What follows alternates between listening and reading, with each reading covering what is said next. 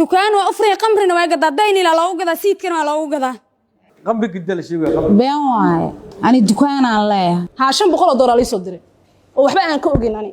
lamarada dhacay lacagta lagu shubtay lacagteedu isiin diiday mobil weyn u haystaa ka qaata habeenka dambe adoo ku haysto 1200 bay qaadatay dahab bay kala baxday dahabkan gadanay ma bii xirnaa keenana masaakiin korsanay lacagtii baan asaga laga dhacay markaa raggan iyo haweenka eedeysanayaasha ah ayaa xiriiray qaarkood guur gaaray lahaa taasoo ka dhigan inay yihiin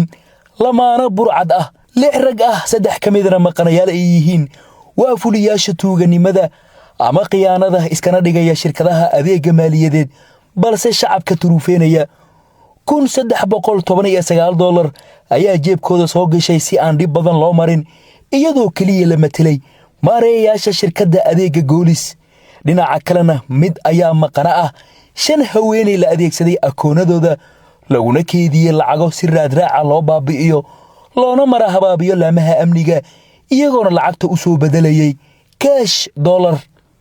16 bishii 9 2025 ayuu dhacay shirkii shirqoolka iyo qorshaha lagu dhacayay dhibane Axmed Deeq Siciid Warsame oo gaalkacyo jooga wax aqoon ahna aan loo lahayn kuna yimid wicitaanka burcadda ee ku nasiibso garwadeenka shirka Jaamac Cabdullaahi Maxamuud oo fadhigan maqana ka ayaa soo hindisay qorshahan abqarigiisana ahaa halka ay xaadir ahaayeen Maxamuud Cabdi Cilmi Dhagow Shariif Umar Geedi محمد عبد الرحمن أحمد عاطو وعتانكي دعا أيا لا ديري iyadoo la matalayo shirkadda goolis Maxamuud Cabdi Cilmi Dhagow ayaana qaatay doorka matalka maadaama uu aad u garanayo lahjada reer muduga deegaankana uu ka soo jeedo maxaa dhaxmaray isaga iyo dhibane Axmed Deeq Siciid Warsame Axmed Deeq hay see wax u dhaceen maxaana ka maqan see wax laga qaat maxaa lagu sheegay mudane gudoomiye sida wax la iga dhacay baan rabaa faahfaahin dheer inaan ka bixiyo meel fog bay ka soo bilaabataa meel halkan doolay ka timaada halkan ay timaada awalan anoo hadalka soo koobkoobahaya anigu waxaan ku dhashay gobolka Doolo degmada Wardheer ku dhaad yaan ku dhashay deganahay dadkaas Soomaalida halka ku beeran ma kamid taariikhdu markay ahayd 2025 bishii 9 tobankeedii ama 9keedii taqriiban baan safray gobolka mudug baan aaday isla taariikhda 10keedii adigu xilligaas aan tagay gaalkacyo waxaan degay hotel la yiraahdo Golis oo meesha ku yaalaan degay isla taariikhda iyada horey ka xusay markay ahayd 16kii oo bishii 9aada abaara 9kii iyo badhkii markay ahayd ama 3 iyo badhka sida kulba loo yaqaan yaa la soo wacay teleefankii markii la soo wacay waan qabtay nin baa iga qabtay oo ila hadlay Axmed Deeq Warsame Soomatiid buu yiri waxaan ninkaasaan ahay waxaan nahay shirkadii goolis maadaama aan shirkadii nahay laftan aan kala hadlayno macluumaadkeeda khaldan inaan ku saxno oo wax ka dhiman iyo wax lagu daraba saxitaan aan kugu sameynaa rabnaa diyaar garow buu igu yiri mudane gudoomiye arinta iyada Soomaalidu si badan bay isu dhacdaa laakiin arinta iyada ee noocaasa anigu ma aqoonin nidaamka saasoo meeshan joogayna kama jirin digtooni iyo wax ma taqaanaa maaragtay hawsha aan ka ogaanay ma jirin qaabka wax loo dhaw waan warwareegay xogaa baan warwareegay ninka waan shaki baa igu dhacay muddo ka bacdi ninkii ila hadlay markaan xoogaa ma garanaysaa aan wixii fahmi waayay qaabka uu wax u wada garan waayay buu nin kale u dhiibay yiri waxa ila jooga gudoomiyihii shirkadda la hadal nin aan ninkii ahayn baa ila hadlay war gudoomiyihii baan ahay buu yiri shirkadda Golis gudoomiyaheedii baan ahay niyo adaan wax ku hagaajinaynaa numberka si aan kuugu hagaajino oo waxyaalaha ka khaldan aan kuugu saxno macluumaadka aan ku sheegi doono raac anigii gudoomiye waxaa jira isla bisha 12keedii ama 13keedii shirkadda waan tagay موبيل لفا ayaan ula tagay way ii balbalaariyeen shaqana dhex martay saasaan shirkad xiriir horan iyo noo dhex maray maadaama shirkadu ay ii shaqeeyeen waxa kula hadlayeen shirkadii uu yahay aniga qulubteeda waxa ku dhacday saxitaan oo adiga un baa lagu saxahayaa nimankana ma garanaysaa dad haddii xagga nin iska fiirinaya maanan ahayn sidaa darteed markuu guddoomiye sheegtay shirkadiina taleefankeedii ama lafteedii waxa la iga soo wacayay aan ku hagaajina layleeyahay shirkadiina 2 maalmood ama maalin ka hor aan u tegay oo wax ii soo hagaajiyeen waxaa qulubteeda ku dhacday haddii shirkadii wax ku saxaysa sidaa darteed baan macluumaadkii ay uu lahaa aan ku saxnay macluumaadka raac yaan raacay Soomaalida waxay ku mahmaadaa tuug beel dagan ma waayo beel dagan tuug ma waayo Soomaalida ku mahmaad dagnaanta sidaasa buu igu helay lacagti saasa la igaga shubtay macluumaadkii uu gali yiri waxa gali in moodahaya anigu inuu wax igu hagaajinaya waxay ahayd lacagtaydii oo la dhacayo ama la xadayo ana marka dareenkaas isugu jirin isagoo wali wixii ku sii dhexjanaan taleefankii jiray anaa jiray salaadii subax baa la gaadhay marka 9 iyo badhkii baa markuu soo wacayay salaadii subax baa la gaadhay in lay dhacay baan ogaaday waan tukaday waxaan tagay shirkadii markii qorraxdu soo roortay baan shirkadii Golison igaba fogeyn baan waxaan saas ay ugu dhacday shirkadii waxay yiraahdeen numberkan ku soo wacay waa Hormuud numberada lacagta lagaaga shubtayna waa Samnet si fiican bay markaa yeeleen daabacad bay ii sameeyeen numberadu meeshay ku dhaceen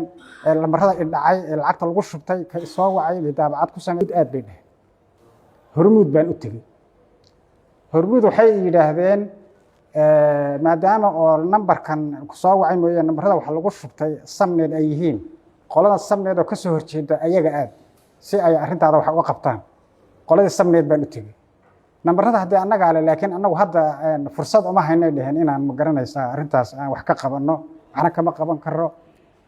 waxaan idhi hadaba hadayna wax ka qaban karin noo xayira lacagtan si macnaha la isugu soo gaadho lacagtan noo xayira ma ina suroobi Hormuud baan ku noqonay Hormuud waxay dhahan lacagtan xamar baa laga dhacay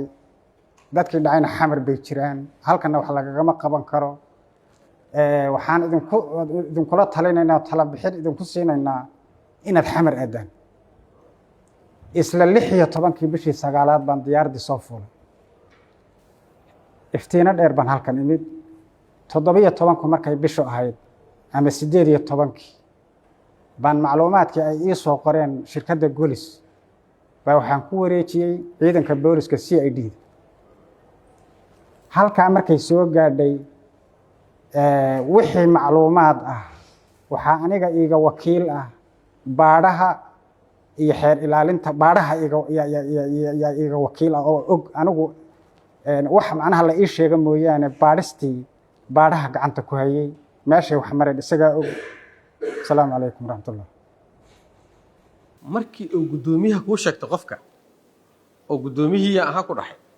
kadib lacagtan ay fariimaha muxuu ku sheegay maxaa guda gasheen maxaa qabanayseen marka waxaan guda galaynay lambarka gal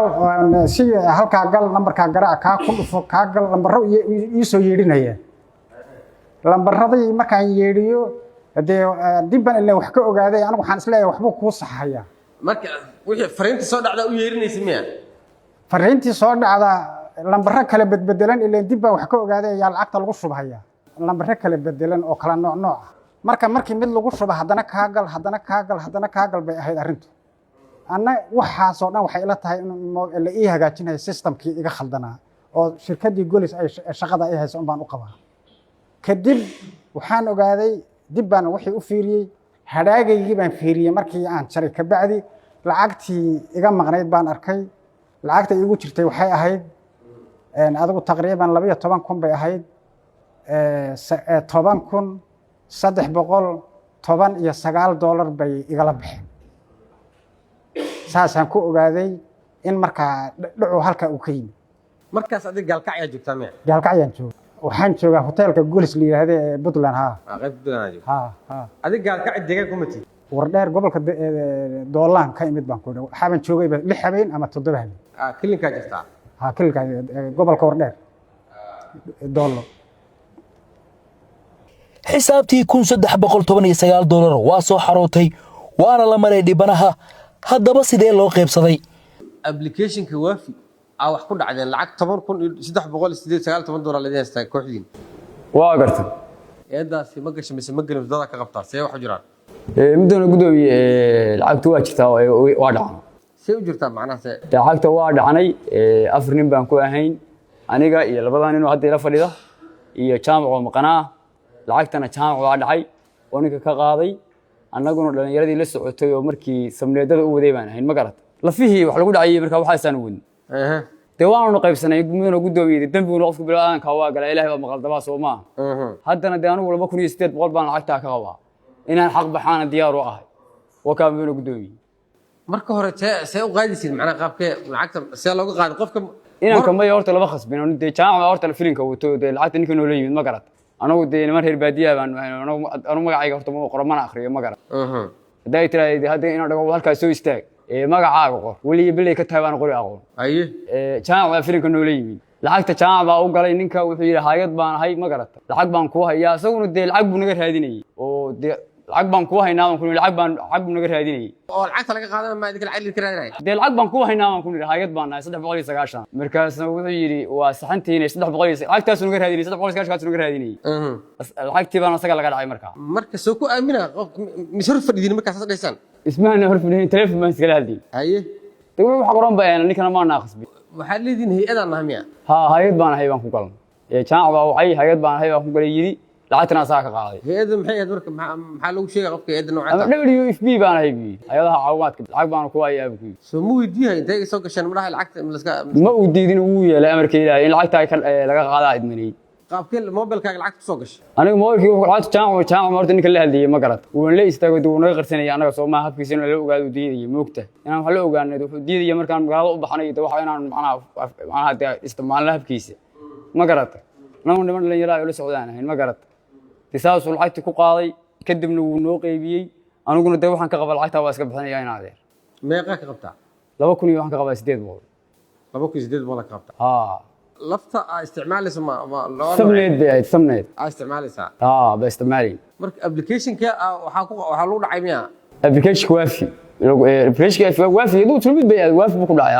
meeqa ragaa kulli xiran laba joogto ma laba joogto laba waa cuneen hatin waa midna 2500 midna 2500 adigana 2800 jaamac oo lacagta keenay 2500 oo maxaa ugu badsatay adiga jaamac waa samneedaan hay'ad garanaysaa 300 ku ilaaway lacagta badnayd ma ogtahay in lacagtaan u kala diray marka 300 bu ilaawo markuu ilaawana waa cuna gabdhahan intee ka soo galeen gabdhaha laba gabdhood horta goobta waa joogay labada gabdhood laba gabdhood baa joogay markii qofka la turfeeyay ma joogeen de guri baan joognay laakiin de meeshan goobta lama fadhiyin laakiin guriga qayb ka mid qol ka mid ay joogay ay islaan horta anu mulka weys baan qabaa inanta la yiraahdo waa inanta maqan moogta mulka weys xaaskaaga miya xaaskayga weeyo waa maqan tahay laba gabdhood halka fadhiyo hani iyo Faadumo saddex gabdhood baa joogay kaliya marka mulka maxaa loo dacweynaa maxay sameeyay mulka waxa loo dacweynaya xalaaliya waa soo waxaan ku weynanta anaa qaba dambigana anaa galay inaad furaha ka qaaday asaga diiday ma lacag ku dirtay lacag ku dirtay miya mulki lacag baan u diray lacagta qayb Faadumo u dirtay lacagti adiga ku soo martaa ida u dirtay miya ma ku biilis mis lacagti ku soo bixinaysa ma lacagta waa isticmaalina ama adigu ama ku biila ama wada cunne marka lacagta ida way ogood miya marka turfeenayeen mulki ma lama ogood qablu qalbay joogay gaaray joogay maxaa soo keen gabdhaha mulka adaa qaba gabdhaha kale yaa qaba gabdhaha galana de mulki bay la joogay de midna waxa qabaan wixii rag niman baa qabay gabdhaha waa labada gabdhood waa fadhiyaanba marka lacagta adiga aad turfeysay aad u dirtay miya gabadha marka anu lacagta turfeeyay mulki baan ku diray lacagta waa la xanibaya lacagta ma aan ahayn waa dhac Soomaa in lacagtii la barxaal rabaayo de la habeeyo Soomaa mulki baan ku diray mulkina Faadumo 500 ku diray meesha fadhido waa tiri 100 na qaado 400 na ii soo habeen lacagta markaas waa la isku sheegay ma in la soo lacag la soo turfeeyay taa way ogtahay way ogay Faadumo saasa loo dacwiyay marka marka Xamdi Faarax iyo gabadha galana ma joogin waa maqnaan goobta ma joogin labada gabdhood kale Xamdi Faarax gabadha la yiraahdo iyo gabadha Khatra la yiraahdo ma joogin hani iyo waxa joogay Faadumo maxamuud cabdi cilmi dhagow ayaa lacagta ku soo aaday ku tuuray koontada xaaskiisa eedeysanaha 10aad mulki Aweys Jeelaani oo maqna ah oo iyadana u sii gudbisay eedeysanaha 5aad Faadumo Cabdi Xasan si raadka loo tiro jidkana loo dheereeyo Faadumo haye dood waa maqlaysa maho gudoomiye horta aniga ninkan soo sheegay horta aniga ma soo ogeenin qof gobol ka imaada ani bulburta ka imaada fahantay waxaan kiiskan iyo waxaan dhamma ogeen aniga gabadho waa isla degnay gabar oo habritay dhashay ee la degnay gabadho isku baranay meesha isku baranay gabar habritay dhashay oo gurigeeda laga aroosay isku baranay mulki ha okay marka waxay dhahday lacagtan aba cunuga iga xanuunsan ninkayga walaalkiis baa dibadda iga soo diray lacagtan ana akoon ma qabi akoonkaada akoon qabtay akoonkaay igu shubay dhahday caawinaya asxaanimo ugu shubay akoonko lacagtan meesha ka imaaday in la soo dhacay in kala ma ogi walaa gudoomiyani wal soomiya ilaahay baa i jeeday intaas ka soo gashan adii ina dhago aniga ma lacag igu ma shubin gurigaas loo joogi jiray macnaa oo naagta soo qaban jiray mulki bas asna qaan in dhago ani lacagna ma dhex marin waa lacagta asku soo shubay ana lagu shubay la dhex mariyay anna waa la igu qiyaano waxa maana ogeynin gumudun gadoomiyo hadaa qiraab lacag la soo dhacay ma qaban lahayn lacagta marka adiga maxaa kugu jiro faa'iido aniga faa'iido waxa iguma jirin faa'iido waxay dhahday lacagtan ii haay dhahday akoon adaa qabtay aan cas uma baahnin bil baa la siinayay in hadda kala tagnay oo is ilmaadeen ay yihiin oo wax isku yihiin ay qabay oo askari asagana military ay qabay sida bil qaan laakiin asxaan la ugu qabtaan ilaahay facal khayr suubinayay bas dhibaato ay u soo qashay lacagta aad hadda lacagta mudana gadoomiye lacagta 400 mid ka 400 waa siiyo asiga waa og yahay waa u bixiyo ilaahay ka cabsana oo sheega 400 kaasha ugu bixiyay lacagta 500 soo bixi 100 ana lahaay bil ii ahayd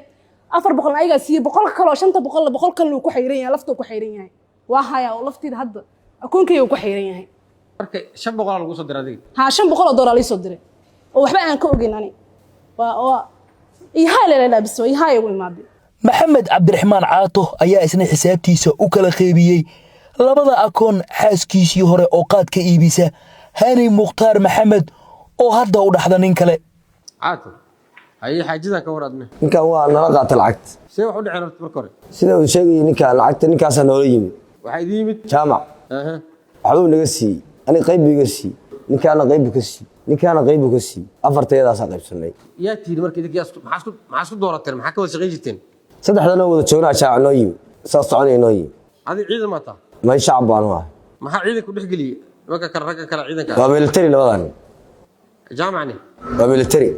inta iska raacdeen marka ninkaas saaxiibna aanu gurigiisa joogay maxamuud gurigiisa la joogay saasay nagu yimid marka jaacasaas nagu yimid ninkaas noola yimid soo wata lacagtaas ninka ka qaaday loo qaybiya lacagta lagu qaaday maxaa la qaabtay tulufa loo qaaday waa fiican baa loo qaaday lacagta 2500 baan iga siiyay gabadhaas aan ku shubaan marka gabadha ku shubtay hani ma ku shuba hani maxaa u taaday waa qabi jiray xaaskaaga hore waa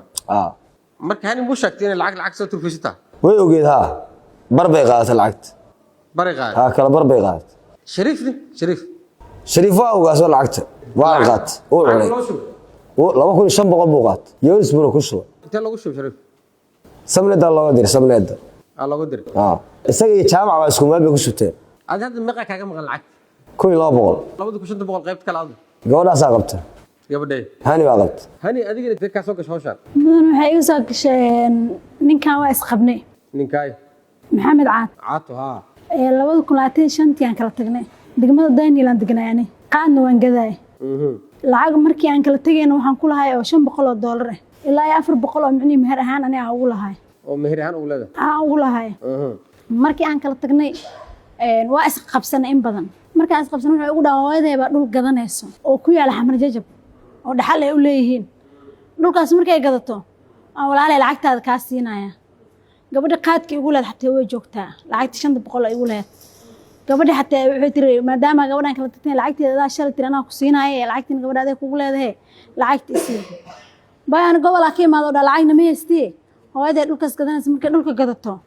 baa lacagta iyada kugu soo diraya waxaa dhacday subax anoo iska hurdaayo xilliyada dambe in hal saac markaa soo kacay taleefankayga akoonka lacag ku arkay 2500 2400 lacagtan yaa iskala noo soo samneed lacagta ay ka imaadeen anoo lacagta xagee ka timid u soo wacay kaasoo ugu dhaay hani lacag baa xal ku soo dirsaday hooyo dhulkii gadatay 900 oo 500 oo naagta qaadka ahayd iyo 400 iga gooso inta kale tan anaa ku soo wacay meesha igu soo dir ku dhaw igu soo dir saas aan lacagta u soo gashay meeqa ka qaatay adiga lacag ani 900 aan ka qaatay oo kala 400 meherkeedii way ugu dhahay ilaa 500 lacag qaad oo qaad oo iiga cuna asaga inta kale asaga u diray asaga u celiyaa lambar ala lambarko oo iga soo wac lambarka intaas igu soo dir lambarka intaas igu soo dir aa ugu diray teed kale markii lacagtii oo qaatay aniga waa baxay gobol adeeyada xanuunsan aaday joohar 2 beri ma qaan 3 beri ku maqnaay maalinka soo bixi doon maalinka ka horeysay uu soo wacay kaas oo ugu dhahaniyay waa li raadinayaa maxay tahay maxaa lagu raadinaa maxaa haleesay kaas oo ugu dhahay lacagtii ku soo diray waan soo dhacnay kaas oo ka soo dhacay wuxuu ugu dhahanay Shariif jaamac in dhago baa lacagta soo dhacnay hay xagee ka soo dhacdeen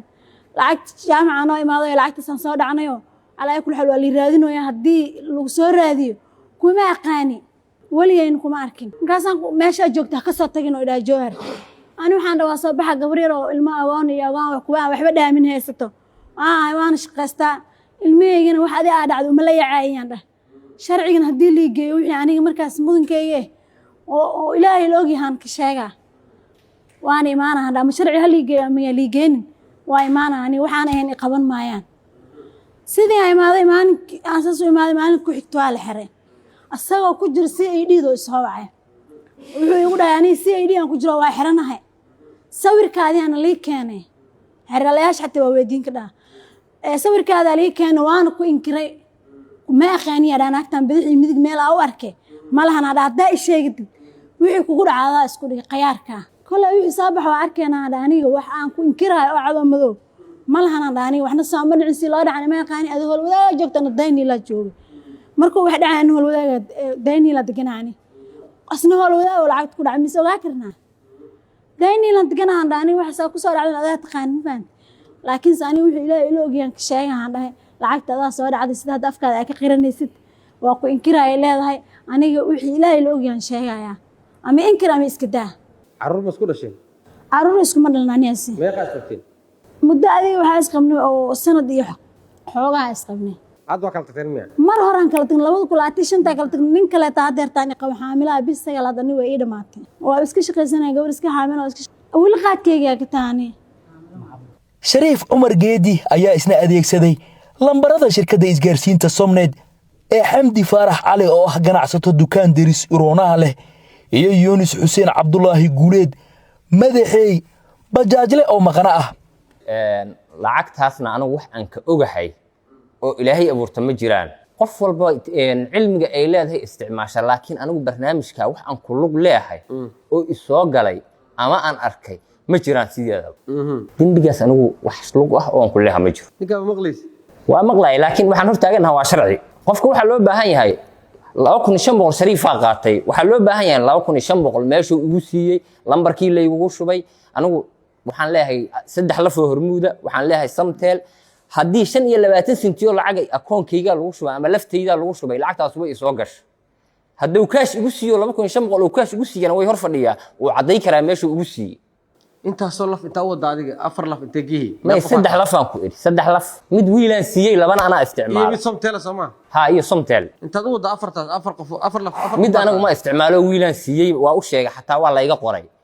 laba laf hormuud oo anagu isticmaalo iyo laf Samtel ah oo laftayda ku furan waa u qoran nimanka 25 senti oo lacag haday ku keenan akoonkayga iyo laftayda waa la igu leeyahay hadii ninkaas meesha ugu siiyay 2500 cadeynteed oo keenana waa la igu leeyahay marka adiga lacag aad turfayso ma jirto wax aan turfay ma jiraan gabdhaha yaa ka taqaan gabdhaha anaga gabadhaas Xamdiyo dukaan kule aan dirisnahay aan wajihan aqaan wax kale oo naqan ma jiraan Xamdi haye adina gaariga inta ka raacday gaariga ani ganacsada ahay gabadhaana 800 iigu soo tuurtay gabartee gabadhaan qatraa haye 8 markay iigu soo tuurtay 6 way iga qaadat 100 lambar iigu tuuray dhahday 100 ana iidu ku lahay 800 ay soo martaan maxaa ka ganacsataa adiga ani dukaan aan leeyahay dukaan aan leeyahay qatraa iigu soo tuurtay wiilina adeerkeed leeyahay madaxay la leeyahay iska lahay lafta ayadaan ii keentay lambarkii inta u dambeysay macal lafta macal mobilkay gacanta ku wadat adiga markay lacagaha ma sariftaa macna ma ani dukaan aan lahay lafta ayada igu soo tuurtay waxay dhahday walaashii ay soo tuurtay dhahday saasay marka lafteedu ku dhacday ani akoon aan leeyahay lafteedu way balaarsan maxaa ka qaadata lacagti oo faa'iido gaar ku ahayd lacag wax faa'iido oo igu jiro male ani wax faa'iido kugu jiro ma Qadro Maxamed Xasan ayaa iyadana loo soo wakiishay inay soo furto akoonada lagu helay lacagta la soo dhacay weliba koontooyinka xamdi xuseen faarax iyo guuleed madaxey khadro haye adiga sheekada inta kasoo gashay ani mudan gudoomiye sheekadan shalay galabtile lagu soo daray 10 saac haye kiis dhowr bilood socday waay gabadhan aniga igu dhagan oo dambi been korkayga saaroos gabartay xamdi lacagta waxa iska la shariif oo aniga hadda ilaaday ay turtay ma fahant 2500 oo shariif akoonkii oo Yunus ay ku dhacday akoonkii Yunus markay ku dhacday lafta shirkadda xirtay lacagta marka adiga ayadoo ku jirtaba 300 oo samlad laftiisa oo shariif uu leeyahay 300 oo turtay ma ahane 1400 ayadoo akoon ku jirto 800 EFC ku jirto ay lafta shirkadda xirtay ani shariif markuu is dagaalsanay hadda ka hor inaan lacag qaad ku yeesho mobil ka qaato isku dhacsanay misal hadleen gabadhaana ii imaatay waxay dhaaday ani wiil dimaashiga hormud ka shaqeeya marka waxay dhaaday dimaashiga lafta ma nooga furtid ani waxaan dhaba kiiska waxaan hadhow dil isku qabsan waxa sameynaa dheh wax isku qabsanay malahan lafta ii furay dhaaday gabar markii la joogto waxay dhaaday wiil hormud joogana aqaan ayada lambarkii waa la sii wiilka hormud joogana waa la sii lafta wiilka hormud joog ayada uu ka diiday inuu la hadlo qoraalada ay ku wada hadlaan wax dhan taan screenshot ka qaad waa haayaan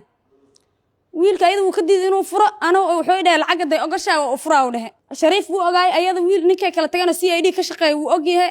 way wada joogeen gurigeyga ay u imaadeen ninka 600 dollar lagu leeshiiyay ayada afkeeda ku leeshiisay marqaatiyaal buuxeen 600 ninka markay ku leeshiisay lafta wuu furay akoonkin waxa yireen kan ninka markarimo EFC lagu shaqo ku leeyahay hormudu joogaa salaam bag ma joogo ninka markuu lacagta qaatay 500 waa loo diray lafteeda 500 ku soo tuurtay gabadhan lafteeda lambarka Yunus lacagta 100 macal 300 oo samleed ku jirtay ay 800 oo EFC ku jirtay 100 ma 100 kiiba lafteeda ku tuurtay lafteeda markay ku tuurtay kadib 500 oo wiilka hormud joog loo diray in lambarkii ku soo dirtay ninka ana ayad ag fadhiya ninka u diray 500 ninka Yunus akoonka iskala uu maqnaa dayn uu jiray markaas beenka inuu soo sheego u diiday markuu imaado akoonka diil fiiriyo 400 ku jirtay way xayirantay midaad kale ninka salaam bank marka shaqeeyaa akoon inuu xiriyo inuu free mark kariyo hay waaye 500 soo daa wiilkan waxaan ismaali haystaan dadku way haystaan wuxuu yiraahday marka salaam bank taga soo waca diilina ganacsatayaal oo aan idinka damiinahay salaam bank yaa tagna khamiis ahayd oo raxdan way dhaceysay ninkii akastoo agajiiday marka akoonka sawirkiisa saarnaa meesha marka tagna waxa la akoonka maxkamada xirtay sabtiga imaado ani maxkamada xirtay marka la waa isgaabiyay gabadhan waxaan dhahay walaal ani maxkamad waxay xirtay xasan shaqul ku leeyahay ma yiriisa kursadaan wax iga dambeeyaan lahayn sabtiga gabadhaas faadama tagtay waa la xiray salaam bangi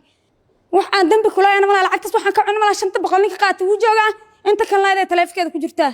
500 akoonka ku xirtay 500 ninkaas uu qabo waa adi 500 ku dhex martay miyaa marka 500 ay dhex martay 500 ani dhex martay waxay dhoosa lafteeda wadatay marka waxa farsamo ka ahayd farsamayaqaan ka ahayd oo isku xiriisay ninka laftaas la soo furay bas la isku xiraay dambi la taas la dambi kula yaani wax been ma sheegan shalay bilaa xiralaanta soo wacda waan u sheegay runta adiga shariif ma taqaan shariif maxaa ku aqaana marka maxaa ku taqaan muxuu ka shaqeeyaa maxaa isku dagaashay waa isdagaashanaatay lacag qaada ku lahayn lacag qaada ku leed adiga qaad wala taamiya lacagteedu isiin diiday mobil weyn u haystaa ka qaata habeenka dambe adoo ku haysto lacagteedu sii dhaway mobilkii hay lacagteedu oo keen lacagta ka maqnaa lacagta shariif adaba socotaa miya marka adiga marka ma aan lacagtiis ma daba soconin be aan la lacagta lagu dhacaytaa ma ogeen soo shariif deyn kumli deynteedu waa ka qaatan mobil aan ka qaadmo mobil u qaatay deynteed mobilkii aan ka qaat mobilkiisa ka qaat mobilku waasi marka dambe lacagteedu ii keen mar hore ka soo wareegtay soonkiis kale taas qamriya la gadaa maxaa ka wadaa ayada gado qamri maxaa laga wadaa qamriga oo daroogada lacabana gadaa ana qamri lacagtiisa ku gaday ugu dhaaday lacagtan lacag la soo dhacay waxaas dhan ma gadaal le ka ogaade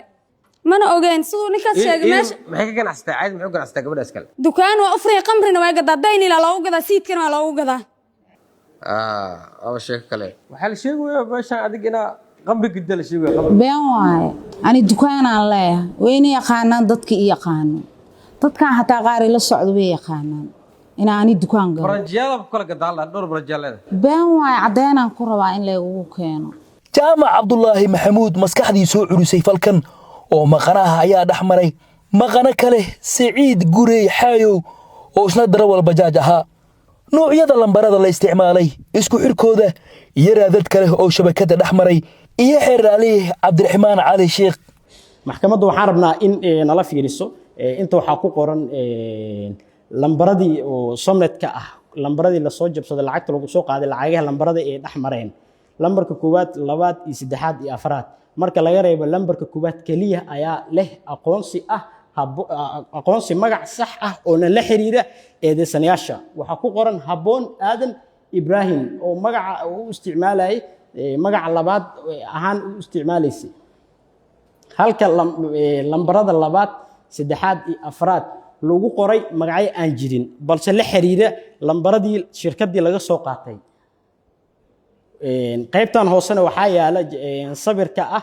lafihii goobta laga soo qaaday eedeysanayaasha maxkamadda waxaa rabnaa mar labaad inaa u sheego eedeysanayaasha markii la soo qabanayay waxaa lala soo qabtay 6 taleefan iyo 19 simkaar goobta ay ku qaylayeen 19 simkaar 3 ka mid ah waxaa lagu sameeyey si aan loo tixraacin ayaa waxaa lagu sameeyey waa la bologareeyay qaybta lafta ka shaqeynaysa ayaa laga xoqay markii shirkadda lafta ahaan way shaqeynay laakiin markaad geliso ogaatay lambarka ku qoran wuxuu kuu sheegaa try again ku dhaa ilaa iyo lambaradan shirkadda ina uu gudbiso maahane si kale ma ku ogaan kartid nidaamkaasaana raacnay lambarada ku qoran lafta ayaan shirkadda la wadaagnay sidaas ayaan ku helnay lambar kastaba lafta uu leeyahay halkan waxaa ku qoran lambarka koowaad sida hore u soo sheegnay oo ah lambaradii somnetka ah lacagta lagu dhacay sababtoo ah lacagta lacag yar maahan mana ah wax hal mar laga soo koobi karo waxaan u kala saarnay lambarka koowaad ee somnetka ah oo u isticmaalayay maxamuud cabdi cilmi lacagihii uu dhacay oo lambaradaas oo ku wada shubtay oo sida uu sheegayna oo lacagta qayb ka mid ah u fududeysay faadumo oo sawirka ka muuqdo iyo Sacuud Guray oo maqana ah lacagihii ay dhaceen oo ah 2874 waxaa looga daba tagay akoonadooda ay isticmaalayeen lacag kaliya $9 ah oo muwaadinka ay ka dhaceen lacagtii laga dhacay waxaan ka helnay $9 halkan waxaa ka muuqdo oo ah lambarka labaad shirkadda lambarka labaad ee Somnet waxaa lacag ku dhacay asigana oo sidan maxkamadda oo ka hor qirtay maxamed cabdiraxmaan axmed ku magac dheer ina caato lacagtoo dhacayna waa 2479 lacagtoo axmed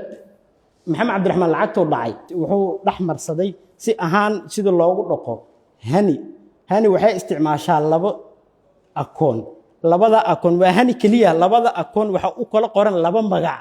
waana wuxuuna ka furan yahay hal shirkad oo salaam bangi ah waxaana u kala qoran laba magac kala duwan waana hal qafood waxa iska leh akoonadaas waxaana isticmaalay maxamed cabdiraxmaan cumar shariif marka loo fiiriyo tiimkan waa qofka labaad marka laga soo tago maxamuud cabdi cilmi sababtoo ah cumar shariif marna dhinaciisa asiga waxa ka dhacay marna waa la dhaxmarayo waxa si dhaxmarayo eedeysanaha maqan jaamac oo barnaamijkan keenay oo ah nin aad ugu xeel dheer lacagahan la dhaqaayo si uusan loo helin raad asiga ku saabsan ayuu saaxiibadiisa la soo wadaagay mid ka mid ah saaxiibadiisa ayuu isticmaalay waana shariif iyo lambarada ay sameysteen oo kor aan ku soo xusnay waa Sucaad Cali Salaad waa lambaradii la soo jabsaday ayay isticmaaleen iyo Jihaan iyo Maxamed Cabdullaahi Xaashi eegana lacagii laga helay waa $39 haraadika ah lacagii 10,000 oo muwaadinka laga dhacay jantuska afraad oo tilmaamaya isla shariifka ah waxa ku maqan asigana isla lambarada lacagta lagu dhacay ah 1499 wuxuuna isticmaaleen Shukri Saciid Axmed iyo Maxamed Cabdullaahi Xaashi oo mar labaad uu isticmaalay iyo lambarkiisa caadiga ah lambarada u soo goosteen ah Sucaad Cali Salaad waxyaabaha yaabka leh waxaa ka mid ah shariif markaa weydiinay in eedan loo soo jeedinayo iyo dhacahan tiimkan uu kala mid yahay wuxuu noo sheegay inuusan gelin wuxuuna noo sheegay lambaradiisa aqoonsiga ee dadka ay ku yaqaanaan markaa weydiinay wuxuu noo sheegay lambar bishii 7 2025 ugu dambeysay in la isticmaalo shariif bisha 7 2025 lacag in lagu diro ah intaasna shariif uu noolaay nin maalin walba qaylo oo goobaha jaadka aan laga weynin oo iyo goobaha la isku xifaaltamayo waxa kaliya uu isticmaalay lambarkaas oo sheegtay lambarkii oo fakadka ka ahay oo mushaarka uu ka heli jiray ayuu sheegay oo aan lacagna lagu isticmaalin inta kale magaalku ku jiray wuu sheegi waayay lambarkiisa kale oo qaaska u ahay jantuskan oo ah jantuska shanaad oo ah lambarada lacagihii lagu dhacay qaabka ee loogu kala qaatay waxaa isticmaal nin la yiraahdo Jaamac Cabdullaahi Maxamuud Jaamac waa ninkii keenay barnaamijkan in dhibane Axmed Deeq la dhaco wuxuuna isticmaalay akoonkiisa ma isticmaalinay Yunis Xuseen Cabdullaahi ayuu akoon ahaan Salaam Bangi ayuu u isticmaalay Yunis lacagtaasna akoonkaas waxaa la marsiiyey oo lacagta Maxamed Deeq Axmed Deeq dhibanaha akoonkiisa lacagtii laga soo bixiyay Yunis akoonkaas waxaa dhex martay $477 waxaan haraadi ka ah waxaa laga hayaa $22 oo ah lacagta muwaadinka maskiinka ah ee laga dhacay maxkamadda waxaan halkan ku tusaynaa inay si fiican ula eegto waan jeclaan lahayn 6 mobile iyagoo ah 4 qofood waxay mobilada waxay u soo gateen u soo badsadeen in ay muwaadiniinta si u dhacaan ayuu nin walba wuxuu iska dhaadhicay nin walba ninka ka telefoon badan yahay oo telefoon badan uu ka haysto wuxuu heli karaa lacag badan sidaas oo ayuu ku xifaaltameen oo nin walba mobile badan uu soo qaatay waana mobiladii goobta laga helay waana mobiladii ay ku jiraan hadda mobilka dhinacan jiro wuxuu u qaadaa 4 sim card waa dhamaantood waxa laga helay 19 sim card oo goobta yaalay marka qofka lacagta laga qaadanayo la wacayo yaa idin sheegay magaciisa lambarkiisa idin sheeday lambarka ruudka lagu eegaa hadda gool sidaa ku fiiriso magaca uu ku soo baxaya lambarka takeentay marka lambarka ku nasiibsan way lambar la gelina markuu magaca aragto jaama ku nasiibsaday adiga gooliska takeentay gooliska ana iskale oo marka la shaama qaatay inta ka soo qaatay gaalka ayaa ka qaataa marka telefoonka hawada laga saar leeyahay qaabkaas maxay tahay waa been waxaas telefoon hawada si loo saaro shirkad baan waa shirkad si lama saar karo wala lambarka kaarka meel laga xiro leeyahay meel laga furo leeyahay sidinkiga meel laga xiro sidinka gashaa ka xirtay maanta dam doodo dhageysiismo gabdhaha warkood maqlis waa maqlay haye anu goor baan ku soo 2479 gabadhe hani akoonka mana qabay markaa nin baa qabay markaa ayada ma qabay gurigeeda lacagta lagu dhacayna waa joogtay ayadii faadum waa joogaan xaadir bay ahay 1200 bay iga qaadatay ma deeni kugu lahayd ma iguma lahayn shilin iguma lahayn dahab bay kala baxday lacagta laga qaatay $736 naag islaam bakaara joogtay oo dilay 400 walaasheed oo dirtay waa isla soconaanay ayuu kaamirada laga helayaa waxa deyn igu lahayd ma waa ila qaybsatay lacagta bar bay qaad aad bay sakadeen wax kale sakadeen wax ay ka shaqeysan ma waxa soo kordhay adii lacagta kala bar qaato u dhoweeyay wax ka jira malaan wax aniga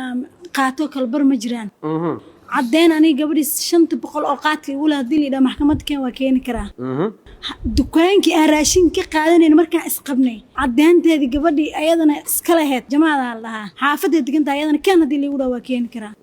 meesha aan ku ganacsanay shacabkii joogay in aan qaad gad cadeenteeda saacada hadii gaari lagu qaado waa la soo ogaan karaa dahabi ku gato dhuwa dahabkan gadanay ma bii xirnaa keenana masaakiin korsana deen lagu lahaa 900 gabadha xamada ku jirta adiga ani waay gabadha xamilada ani ilma waxa haysta gabadha agoona iyo kuwa kale in askari asagana oo dhalay oo aan waxba dhaamin askaga shaqaystaani adi banaan joog ma haydada banaanka laga wacay banaanka jooga xamilahay xabsi kuma jirno xabsi kuma jirno bis sayaalad way dhamaatay banaanka laga wacay tamina ku joogay baraha galkan uga wakiilka CID booliiska Soomaaliyeed ayaa isna laga dhageystay wixii ka soo baxay natiijada baarista gabagabadii baaristeena mudana gudoomiye waxay noo soo baxday in uu dhacay fal dambi ah kaas oo ah dhac iyo turufo ayna geysteen eedeysanayaasha 4 ah eedeysanayaasha 6 ahna ay ku gacan siiyeen 10kaas eedeysana ay geysteen falkaasi turufada ay dhaca gabagabadii baaristeena intaas ayaa noo soo baxday maalmahaanta gudoomiye meeqa ka nool lacag kun iyo jajaba ka xayiran kun iyo xogaa kun xayiran inta kale gacantooda ku maqanta eedeysana faado markii la soo qabanayay shirkadda ama salaami joogto Soomaa markii la soo qabanayay warbixinta booliiska ay u sheegtay waxay ahayd markii la weydiiyay lacagtan meesha ay ka soo gashay waxay u sheegtay inay mulki lacagtan taleefankeeda ku shubtay Soomaa eedeysanada hay'adaha amniga waxay ku gacan siisay inay mulki iyo eedeysanayaasha kalaba meeshii ay joogaan ay ku caawiso inuu sheegto Soomaa ma jira xiriir ka dhaxeeyo shakhsiyan faadumo iyo eedeysanaha koowaad labaad iyo saddexaad iyo afraad maxkamadda faahfaahin u sheegay sida faadumo ku ogeed maadaama aad sheegtay inaysan goobta joogin inaan loo sheegin maxkamaddu u sheeg sida ku ogaatay mudana gudoomiye faadumo iyo mulki iyo maxamuud daris waaye hadda ka hor faadumo sidaas oo kala mulki lacag sidaas oo kala la soo dhacay taleefankadii soo dhex marsiisay waa laga xayiray shirkadda hormuud ka xirtay waxaana lahaa lacagtaas waa lasoo dhacay mar labaad lacagta xataa ayada markaa caddeynta ku qoraa way ii sheegtay lacagtan tirada badan intaa keentay dhahday ninkeyga meel ka keenay dibadda looga soo diray marka Faadumo way ogeed lacagtan hadda ka horna waa lagu qabtay sidoo kale haddana markaan kale sidoo kale way ogeed marka lacagtan in la soo dhacay Faadumo ma qiimeyntaada ama caddeyn kale u hayso oo ay waa ku sheegay caddeynta kale u haya hadda ka hor lacag sidaas kale la soo dhacay ayaa mulki soo dhex marsiisay marka maalin kasta jid meel qof qofka ma la dhex marsiina in koontadaada qof dariskaada ah oo aad ehel tihiin saa sheegtay oo dariskaada inuu lacag ku dhaho koontada igu shub lacag dambi ma aha Soomaa mudan gudoomiye faahfaahinaa meeshaas dambi ma ahan laakiin waxaa jirto inaa iska hubisid waxa koontada lagu shubayo meesha ka imaadeen inaa iska ogaatid ka fiican habboon Shariif wuxuu kuu sheegay in uusan wax turufayn ayuu kuu sheegay Soomaa ma helin wax caddayn ah oo sheegaya inuu turufa geystay oo aad heshay ma jirto Soomaa way jirtaa waayahay waa jirtaa ha tiri ka hirima ma heshay taleefanka kiisa taleefanka uu leeyahay ma baartay eedeysanaha saddexaad Maxamed Cabdiraxmaan akoon macnaha bangi uu ku leeyahay bunuugta ka mid ah inta baaritaankaaga waday ma helin Soomaa ma laakiin waa ku faahfaahina mudan gudoomiye maadaama dadkan taatikada iyo farsamada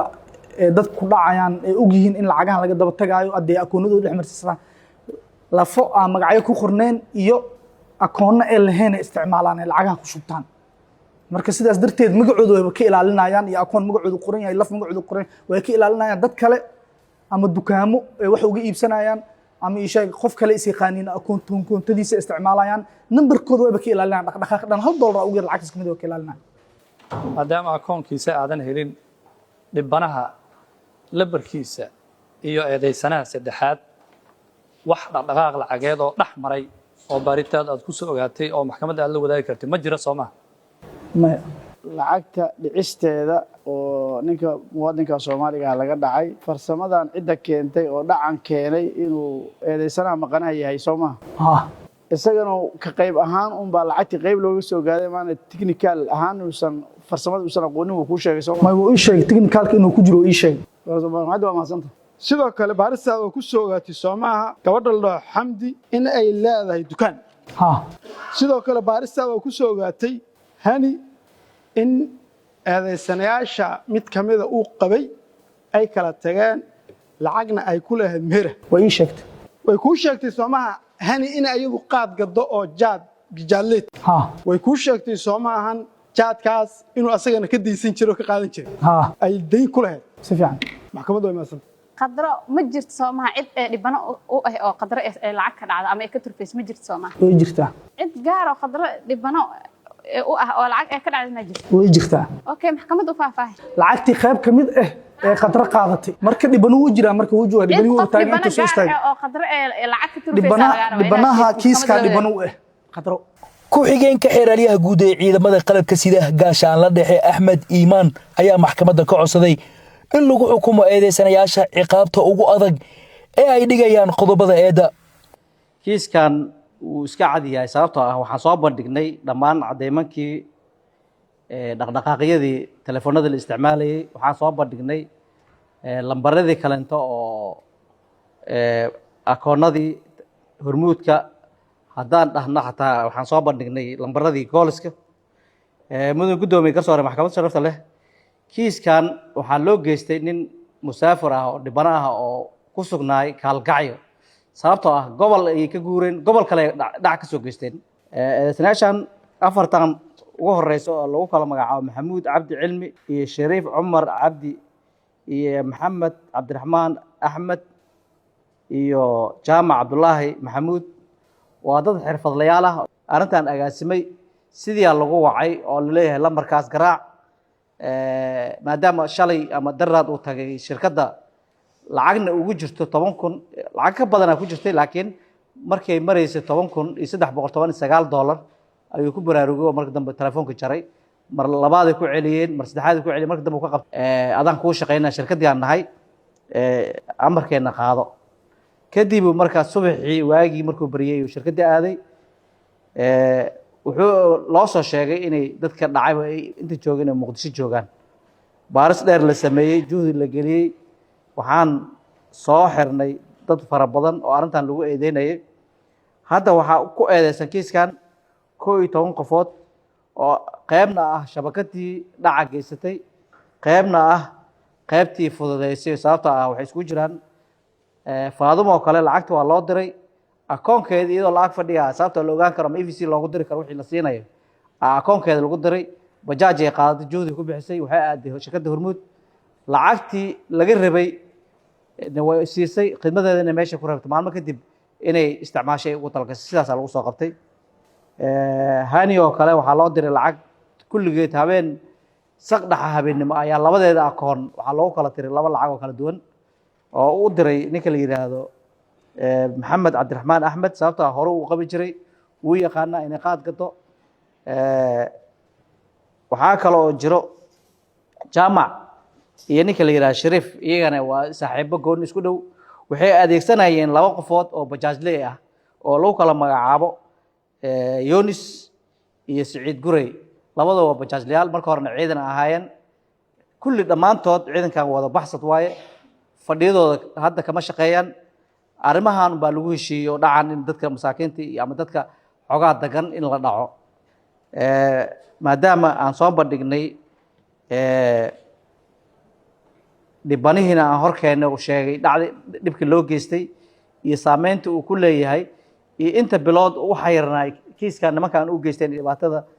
maadaama uu musaafir ahay waxaan keenay lambaradii lagu shubtay waxaan keenay moobeeladii oo mid walba lambar qof dumar ah ku qoran sababtoo ah qof walba lambarkiisa markaa weydiisid aniga telefoon ma wadin uu dhahay markaan baarnay oo juhdi sameynay waxaa kaloo markii la soo xiray gabadha la yiraahdo hani ayaa kiiskii noo furfurmay oo mobile walba iyo mobilka laga isticmaalayay ama qaadka u gadanayeen ay sheegtay lambarada markaa fiirsanay lambar walba Saudi Ilhaan iyo dad kale intii lambara aan safe garaysneen oo yaa ugu jirto sidaas daraadeed maadaama kiiskan aan juhdi badan ku bixinay iyagana qaraal ay yihiin waxaan maxkamadda ka codsanaa afarta eedeysane oo dhibka u geystay dhacana geystay kuna tashtay in lagu xukumo dhici ay geysteen hani mukhtaar maxamed waa gabar uur ah 9 bilood ay tahay maadaama hadda ay uur leedahay laba qofood lama ciqaab karo maxkamadda ogaanaha ka gaartay inta kale tan waxaan maxkamadda ka codsanaynaa in lagu qaado qodobada aan ku soo eedeeno ah maran habaabin dambi iyo dhacaas iyo iska dhigis qof shakhsi oo Hormuud ama goolis ay iska soo dhigeen maxkamadda waa maasanta qareennada oo dhinacyo kala duwan ka taagnaa eedda xafiiska xilaalinta ayaa maxkamadda u jeediyey codsiga muwakkiliintooda abukaata u ah maxamuud cabdi cilmi dhagow si waafaqsan shayto 60 xeerka habka ciqaabta Soomaaliyeed maxkamaddu waxay u akhrisay hay'adda xafiiska xilaalinta eedeeyay si waafaqsan 103 si waafaqsan 104 uu ku jawaabay eedda lagu eedeynayo ah 496 muwakkilkii qiraal buu yahay in turfa ay wax ku qaateen laakiin 283 iyo 383 labadaas qodob qiraal uma ahan eedda ay ku eedeynayaan xafiiska xilaalinta oo ah fakadka oo goobtiisii shaqada ay ciidanada ay ka fakadeen eedda kuma jirto laakiin afhaan bay ugu dareen ayadana waa midaan ma haddana eedda aysan ku qorayn sidaasaan uga gudbahaya maxkamadduna inay uga gudubtaan ka codsanayaa mudane guddoomiye muwakkilkaygu hay-adaha ma uu baarista ama uu maran habaabin maxkamadda qiraal buu ka bixiyey say wax u jireen buu u sheegay fadhiga hore baaristana wuu ku sheegay hadda maxkamadda horteedana say wax u jiraan buu u sheegay oo laafuraan ah maadaama si saxa wixii jira u sheegay waxa xuquuq oo ku maqan inuu iska bixiyo uu sheegay maxkamadda horteeda uu ka sheegay waxaan maxkamadda sharafta ka codsanayaa ciqaabka ka dhalanaya maadaama uu xiran yahay oo la soo xiray 25 bishii 9aad 2023 oo 9aad 10aad 11aad 12aad iyo 5 bilood wax uu xiran yahay qodobka 495 ciqaabkii ka dhalan 496 ciqaabtii ka dhalan lahayd inay maxkamaddu inta ugu gaabiso maadaama xaqi uu bixiyo diyaar u yahay ayadoo dabaqaysa qodobka 4aad xarafkiisa ga ayadoo maxkamaddu dabaqayso oo ah sifaalaha dambiga fududeeya maadaama uusan hay'adaha baaristii iyo maxkamaddii midna uusan wareerin si wax jiraan u sheegeen inay maxkamaddu ay u fududeyso xuquuqda xoolahan iska bixiyo ciqaabkiisana laga dhigay inta uu xiran yahay maadaama qodobku uu sheegay ciqaabku sheegay hal sano ay tahay inaan ka badan maxkamaddu aysan ay ku xukumin maxkamaddu waa mahadsantahay mudana guddoomiye garsoorayaal Shariif Cumar Geedi haddii eediisi loo jeedshay 103 104 wuxuu ku jawaabiyey falka lagu eedeynayo in uusan gelin xafiiska xeer ilaalintu wax caddayn ah oo tusinaya Shariif inuu turufo geystay sooma bandhigin qofka waxa lagu aqoonsan karaa magaca uu leeyahay iyo magaca aabihiis dukumiinti wixii ugu qoran wuxuu leeyahay lafa ayuu leeyahay ama simkaaro magacyadiisa ayaa ugu qoran lama soo bandhigin hal caddayn oo taleefanadiisi in lacag lagu shubay lama soo bandhigin asaguna qiraal ma ahan eedaysanayaal sheegay Shariif inuu kooxda ka mid ahay ayaa jirta ansixi maayo eedaysana inuu eedaysana kaleentood ku markaati kaciyo sida ku cad qodobka 199 ee xeerka habka ciqaabta Soomaaliyeed lacagtu taleefan ay ku jirtay warqad ma ahayn waa in taleefan kale lagu gudbiyaa taleefankiisa oo asigu uu leeyahay oo lacag lagu gudbiyana fara laguma hayo nabigu wuxuu leeyahay calayhi salaatu wasalaam low yucda annaasu dacwaahum la dacaa unaasun amwaala qawmin albayinatu cala almudaci mudaciga caamka ah waxaa laga rabay si aan shaki ku jirin sida ku cad qodobka 163 eedaysanuhu falka inuu galay caddayn inuu u keeno waana u keeni waayeen asaguna qiraal ma ahan taleefan uu leeyahay lacag marta fara laguma hayo wuxuu ku xiran yahay tuhun ayuu ku xiran yahay tuhunkii birigow dhammaaday oo biriga wax lagu jafaalsho oo inuu mataqaan wax dhib geystay wax xujo looga dhigo xafiisku waa soo bandhigi waaye gunti iyo gebagebadii mudana guddoomiye garsoorayaal maadaama qiraal uusan jirin maadaama caddayn aan lahayn maadaama in badan Shariif uu xiran yahay tuhunna uu u xiran yahay caddayna maxkamadda la hor keeni waaye waxaan maxkamadda sharafta la ka codsanayaa in aysan aqbalin codsiga xafiiska xeer ilaalinta caddayn la'aan awgeed qofka waa la eeday karaa haddii la eedeeyo waa in lagu helaa caddayman waa la waaye wax caddayman ah dalkuu u shaqaynayay askari Soomaaliyeed oo ahay waxaan maxkamadda sharafta la ka codsanayaa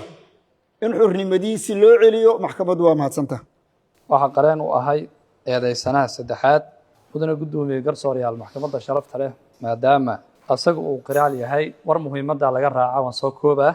maadaama asaga uu qirtay falka uu galo maxkamadda horteeda uu ka qirtay markii qodobada eedda loo akhriyo loo soo jeediyey maadaama asaga uu qirtay taas oo ah niyad wanaaggii uu muujiyey oo qiraalka qofku markuu wax qiranayo waa awalu xusni niya niyadda wanaaggeedu meesha ka bilaaban waayo wixii uu sameeyey markay la xumaadaan oo asagu go'aansado inuu waxaas qalad ahaayeen ayuu qiraal samayn karaa markii la weydiiyana uu ku sii adkaysto macnaha taasoo tusinaydo in uu macnaha shaki una ka qabin tawbakeenka iyo ka noqoshada iyo ka qoomamaynta wuxuu sameeyey maadaama markii ugu horeyso khalad galay uu yahay maxkamad la soo hor keeno maadaama ninka dhalinyarada maxkamadda hadda hor taagan uu yahay maadaama xoogsato uu yahay oo qoys danyar ah uu ka soo jeedo maadaama cadaaladii uusan waqti ka luminin oo wax alla wixii asagu uu ogaay iyo wuxuu sameeyay si toos ah u sheegay taas oo qayb weyn ka noqonayso habsamay u socodka cadaaladda oo qof walba hadii wixii ogtahay ay samayso waa wax walba degdeg ayaa xal looga gaari lahaa maadaama habraaci wax bixinta oo lacagta asaga uu qiraalka uu ka yahay weli uu socdo laakiin uu dhammaystirmin laakiin rajaynayno inuu dhammaystirmi doono waqti dhow mudane guddoomiye garsooreyaal maxkamadda sharafta leh waxaa ka codsanaa in laga khafiifiyo qodobada lagu soo eedeeyey ciqaabta ku qoran in laga khafiifiyo loona oo kale ah qodobka 283 383 496 xeerka ciqaabta Soomaaliyeed loona fiiriyo qodobka 4tanaad ee xeerka ciqaabta Soomaaliyeed fakrada koobaad xarafka fa oo sheegayo wax celintii wixii la qaaday oo dibbiga lagu geystay haddii celinteedu ay suurtagal tahay processkeeduna ay socdo ay ka mid tahay asbaabta wax fududayso in maxkamaddu asbaabtaas ay u aragto waxyaa asbaabta fududayso ciqaabta si waafaqsan qodobka 4tanaad fakrada koobaad xarafka ga in maxkamaddu tacsiirtii uga dhigto 5 bilood uu xiraay ay tacsiir uga dhigto si waafaqsan qodobka 109aad ee xeerka ciqaabta Soomaaliyeed in maxkamaddu ay ku xukunto inta asagoo qiraalka uu ku yahay xorriyadiisana dib u siiso maxkamaddu ay mahadsantahay waxaan qareen u ahay sanadda shanaad Faadumo Cabdi Xasan mudane guddoomiye garsooreyaal maxkamadda sharafta leh Faadumo markii eedda loo haysto maxkamaddu u akhrisay waxay ku jawaabtay si waafaqsan 104 fakrada koowaad xarafka e oo ah inay dood sharci ka qabto doodeedana waxay ahayd in Faadumo eedda loo haysto oo ah in koontadeeda la isticmaalay eedeysanayaasha koowaad iyo labaad iyo saddexaad iyo afaraad ay u fududeysay ama ay isticmaaleen koontadeeda si ay lacagtaas ula baxaan mudane guddoomiye Faadumo ma inkirsane in koontadeeda lacag ku soo dhacday laakiin mudane guddoomiye garsooreyaal maxkamadda sharafta leh Faadumo waxay sheegtay in aysan ogeyn lacagtaas inay ahayd mid sharci darro ah sidaasna ay lacagtaas akoonkeeda ku soo gashay mudane guddoomiye haddii maxkamaddu u caddeeyo sida Faadumo akoonkeeda uu ku soo gashay lacagtaas waxay tahay lacagtan Faadumo waxa uu soo diray mulki oo ah eedeysanaada 10aad oo ah damaqane mulki iyo Faadumo waxaa ka dhaxeeyay xiriir qaraabanimo ka dhaxeeyay mudane guddoomiye waxaa ka dhaxeeyay xiriir darisnimo ka dhaxeeyay taasna waxay keentay in Faadumo ay aaminto mulki sidaasna ay koontadeeda lacag ku soo dirto waxay u sheegtay mudane guddoomiye sida maxkamadda ka hor sheegtaba in lacagtan uu soo diray macnaha ninka iyada qabo walaalkeeda oo dibadda jiro lacag soo diray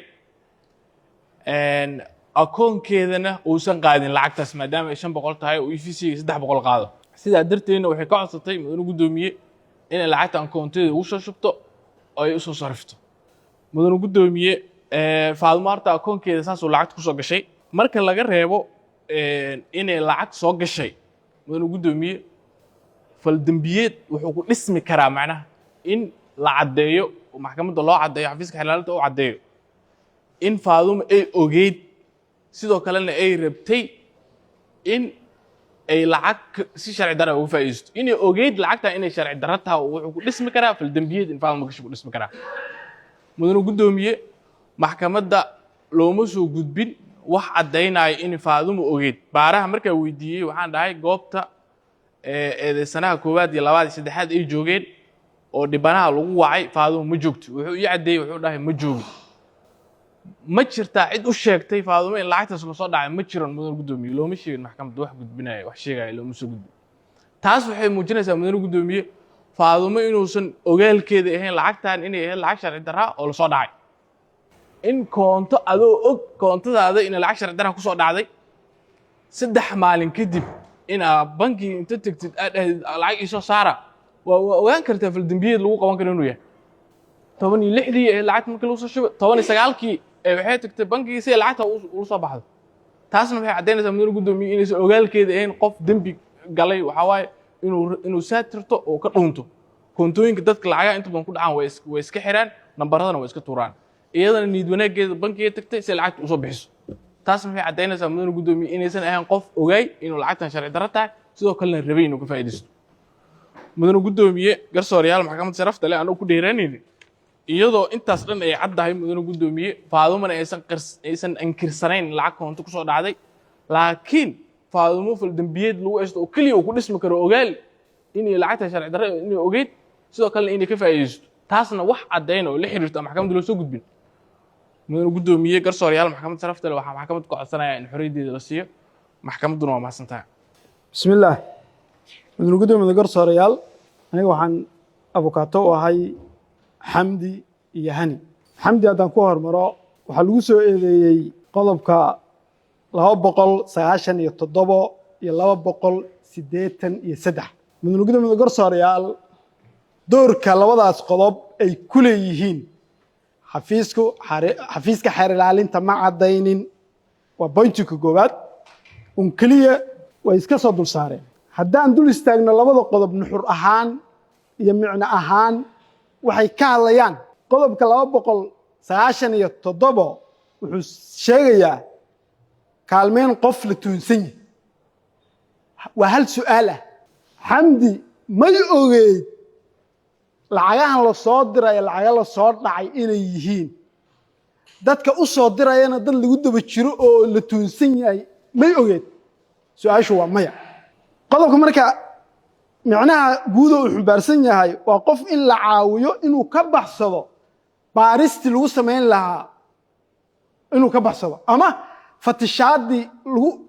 lagu baari lahaa asaga ama gurigiisa ama agabka u haysto lagu baari lahaa inuu ka baxsado in gacan lagu siiyo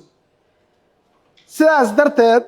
xamdi cid ay gacan siisay oo tuunsana ah oo la yaqaano oo iyadu ay ogtahay inuu tuunsana yahay ma jirto waxaa ficnaan lahayd xafiiska xeer ilaalinta inuu soo eedeeyo gaarigii la raacay maqaaxidii wax laga cunay qof walba oo tacaamul transactionka lacagta la leeyahay waa la dhacay ay dhex martay oo dhan inuu soo eedeeyo maxkamadda u keeno haddii ba la isku eedeynayo dukaankaada wax laga gatay qodobka 35 ee dastuurka kumeelgaarka ah xuquuqda eedeysanaha markii laga hadlayo faqradiisa 12 waxay sheegaysaa mas'uul ciqaab waa shakhsi qofna laguma ciqaabi karo qof kale dembi uu asagu galay sidaa darteed xamdi wax dembi ah oo ay gashay oo hadda la leeyahay arrintaasay samaysay ma jirto haddaan u daadego hani mudane guddoomiye garsoore xafiiska xeer ilaalintu asaga ka laabtay aadii u haystay hani uguna cudur daaray inay xaamilo tahay hadda marka horeba qodobada lagu eedeynaya xamdun baa lagu eedeynayay oo inay ama qarisay warbixin dembi ama haddii kale ay gacan siisay oo aanan sidaan hadda aan u sharaxno qodobada ah sidaa darteed mudane guddoomiye garsoore inay maxkamaddu qaadato qodobka 35 ee dastuurka oo ah inaysan waxba dembi gelin beri ay ka yihiin dad kale dhibaato ay geysteen oo dad ay u dhibaateen ayaga inaan loo ciqaabi karin maxkamaddu waa maasanta mudane guddoomiye garsoorayaal maxkamadda sharafta leh sida ku cad 163 waa in fal dambiyad dhacaa eedeysanuhu yahay kii galay si aan shaki ku jirin oo cad maxkamadda horteeda lama keenin caddeyn ah inay qadro kiiskan ee gacan ku lahayd ee gacansiin ku lahayd mudane guddoomiye garsoorayaal maxkamadda sharafta leh qadro waxay ii sheegtay in ayadoo ay lugaheeda maxkamadda ku imaatay haddii ay dembi isku ogtahay ama kiiska dhaca ay wax ku ogtahay ayadoo socoto maxkamadda ma aysan imaan lahayn qadro waxay ii sheegtay shalay markay maxkamadda imaatay in la dhahay markay xogta ay sheegtay in xamdi ay dhahday lacagtan iga xayiran iyo fasax kadibna wiil shirkadda ka shaqeeya ee ku xirtay qadro saas darteedna qadro wiilka is garanayeen oo dhahay lacag $500 hal isiiyo si aan lacagta u fasaxo lacagtii $500 ninkaas qaatay lacagtan qadro $1 kama soo gaarin mana aysan qaadanin mana ogeen in lacagtan la soo turufeeyo shaqana kuma aysan lahayn marka qadro wax loo haysto oo eed ah ma jirto cid maxkamadda horteeda qadro dhibano ahna lama keenin oo dhahayso waxay naga turufeysay waxay naga dhacday laguma ciqaabi karo fal dambiyad ee ayada gelin sida aan ognahay shareecada islaamka hooyada murdicada ah oo ilmaha nuujinayso bisha ramadaanka waajibka ilaahay waxa jaanis loo siiyay inay iska furi karto marka qadro waxa ku dul nool naf naftaasoo haddii quudintaas ay weyso naftaas halis geli karto ama xaalad caafimaad daras oo wajihi karto maxkamadda waxaa ka codsanaya inay u fiiriso hooyadaas naas nuujinta ku jirto gabagabada maadaama caddeemo aan la horkeenin maxkamadda horteeda xafiiska xeer ilaalinta waxay ku guul dareysatay inay caddeyso in faldambiyad dhacay eedeysanuhun yaa kii galay si waafaqsan 110 sidaas darteed maxkamadda waxaa ka codsanaya inaa qodobadan soo socda in la diido eedaan aan ku dhisnayn xaqiiqada in la aqbalo difaaciyaan ku xusan 116 in lagu waayo eedda loo soo jeediyay si waafaqsan 122 ee xeerka habka ciqaabta maxaa ka dalbeen maxkamadda maxkamadda sharafta leh waxaan ka dalbanayaa awalan hantidii la iga dhacay oo cadadka aan kuu sheegay ah $10,319 ah iyo 5 bilood iyo 6 habeen oo aan joogay oo hotel aan deganay waliba nin baa ila socday oo aan wada soconay saaxiibkay oo hawshan ila galay hotel aan wada deganin bisha Shabcaan hadda markay bilatay uu iga tagay 2 nin anagoo ah hotel deganayn ma garanaysaa hotel baraka la yiraahdo labadanadaba calaayoon $20 baan cuntadanada iyo ma garanaysaa jiifkanaga $20 bay ahayd lacagna ma ana wadanin oo wixii aan watay waa waxa tagay ma garanaysaa ehel aan halkan la deganaana ma jirin hotelkaasaan deganaa ilaa xalaydii u dambeysay ilaa markaa 16 bisha ahayd waxa ii dheer tirstiboorkii aan diyaaradaha ku soo raacay iyo ma garanaysaa shaqadii kale ee intaa un maxkamadda aan ku ordahayay aan kolba gaari fuulahay way ii dheertay laakiin taqriiban waxaan ku soo gaabsaday lacag $3,150 ah in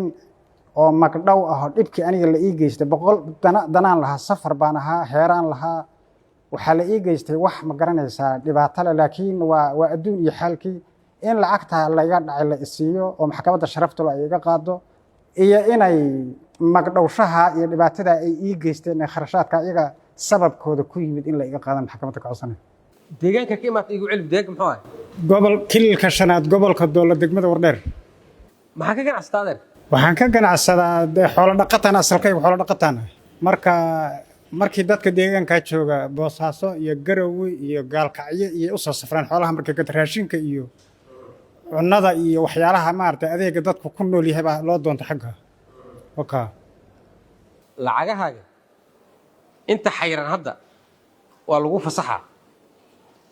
inta ka maqan go'aanka maxkamadda lagu soo celiyaa dalabka codsiga aad dalbatane waa la tixgeliyaa talada waxa waay marka si aysan qarash kugu sii soconin in aad xeeraalyaha aad u qorto ciwaankaaga iyo magacaaga asigana la soo xiriirtaa deegaankaagi iyo reerkiina asaga laabataa doolo iyo Wardheer asaga laabataa wixii xuquuqdaadina adoo halkaas joogo ayaad xeeraal la soo xiriiri aan ka heli doontaa hadduu Ilaahay yiraahdo soo waqti kugu dheeraanin hadda qarash kugu socdan oo kugu sii soconin qarashkaaga waxa dhan waa la tixgeli doonaa hadduu Ilaahay yiraahdo codsiga dalabaadkaaga iyo fariis mahadsanid maxkamadda maxaa ka codsanay in xorriyadda dib ii siiso xaqan aan iska bixiyo xaqa la igu leeyahay inaan iska bixiyo xorriyaddeedana maxkamadda ay dib siiso baa gudoomiye ka codsanaya shariifo maxaa codsanay maxkamadda sharafta leh xuquuqdii aan lahaa oo la iga joojiyay anigoo difaaca jooga maxkamadda waxaan ka codsanayaa xuquuqdii inay ii fasaxdo mudane gudoomiye maxkamadda waxaa ka codsanayaa aniga kiiska aan shuqul ku leena faraa lii soo geliyay waxa ay hooyo ilmo korsato ilmo cunug yaraana siistaa in xorriyaddeeda la siiyaa rabaan adiga banaan joog ma haysan takimaad shalay laan lii waa imaaday xal waa xirinta la yiraahdo damiina keensaday waxaan dalbanaa maadaama aan gabar xaamilo ahay ilmo yarna ay u joogaan waxaan waxba aan ka ogeyn oo lagu qiyaamay in maxkamadda xurnimadeeda dib ay siiso iyadoo mahadsan maxkamadda waxaan ka codsanayaa in xorriyaddeeda la siiyo waxaan dembi ku lahayn dusha laga saarin ada xabsiga dhex ma jirtaa banaan jooga ahay banaanka joogtaa xataa wiilasha waa ka soo horeeyaan dadka fududeey ahay ninkayga soo qabtay wiilashaas lama soo qaban way dhunteen ninkayga soo qabtay hadda adina xaas ma taa may ninka way furiya xaas ma ihani kulligiina banaanka ka wada maateen miya qof xabsi ka yimaad jirtaa may diriskayga waa weydii kartaa mudane gudoomiye inaan wax shaqo ku lahayn tuugana la shaqayn dirisaa lahayn tuugada lama shaqaysid miya tuugana lama shaqayn mudane gudoomiye ilaahaygu og gobol ala kiimaan waxaan shaqo ku malay nimankan waxaan khiyaanad mudane gudoomiye waa lay khiyaanane maana ogeyn qof gobolka imaada ahay adi maxaa codsanay mudane gudoomiye waxaa codsanaya maxkamadda sharafta leh inay xurriyaddeeda i siiso ayadoo mahadsan